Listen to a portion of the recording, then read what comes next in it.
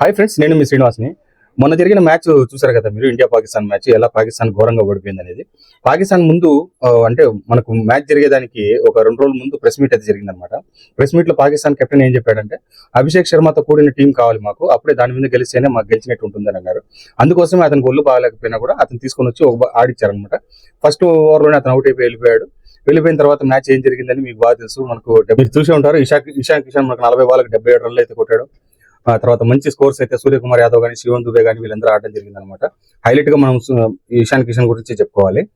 బాగా ఆడారు, 175 రన్స్ ఇచ్చారు. వీళ్ళు చేసింగ్ అయితే రావాలి 175 రన్లు. మీరు ఆడేటప్పుడు ఇండియా టీము బౌలింగ్ చేసేటప్పుడు మీరు గమనించారో లేదో, నేనైతే క్షుణ్ణంగా చూశాను అనమాట. ప్రతి ఒక్కరు అవుట్ అయినా కూడా వాళ్ళు ఏం సెలబ్రేట్ చేసుకోవట్లేదు. ఇప్పుడు మనకు బుమ్రా 2 వికెట్స్ తీశాడు కదా, బుమ్రా 2 వికెట్స్ తీసినప్పుడు కూడా ఏం లేదు, ఆరాంగా వికెట్ అయిపోయి నడిచి వెళ్ళిపోతున్నాడు.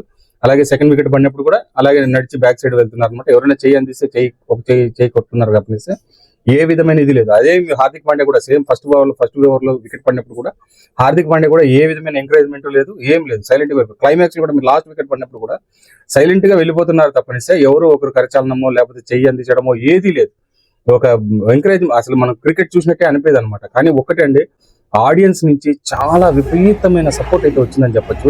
అందులో పాకిస్తాన్లో అయితే పాకిస్తాన్ వాళ్ళు ఇక్కడికి రానే వద్దు, మీరు అక్కడే ఉండిపోండి, అక్కడి నుంచి ఎక్కడికైనా వెళ్ళిపోండి, పాకిస్తాన్కి మాత్రం రావద్దు. ఎందుకంటే పాకిస్తాన్ నుంచి శ్రీలంక వరకు వచ్చి చాలా వాళ్ళు కష్టపడి వాళ్ళైతే తీసుకొచ్చారనమాట ఈ టీంని. అంటే వాళ్ళు మ్యాచ్ కోసం అని చెప్పి స్టేడియంలో వందే మాత్రం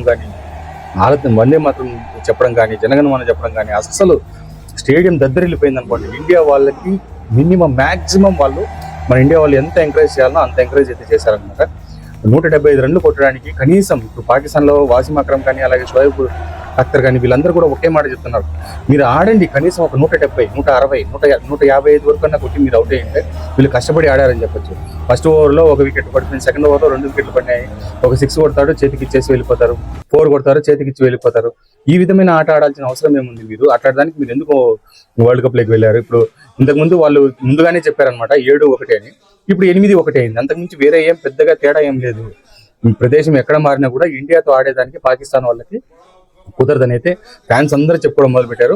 అంతేకాకుండా పాకిస్తాన్ మీడియా అయితే దుమ్మెత్తి పోస్తుందని చెప్పొచ్చు అనమాట. ఈ విధంగా జరిగింది. అందుకే ఎప్పుడు కూడా పెగ్గి మాటలతో కాకుండా చేతులతో చూపించాలి అంతే.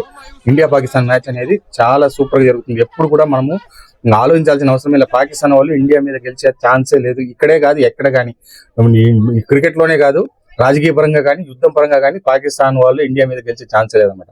మీకేమనిపించిందో నా కామెంట్స్ రూపంలో తెలియజేయండి. జై భారత్.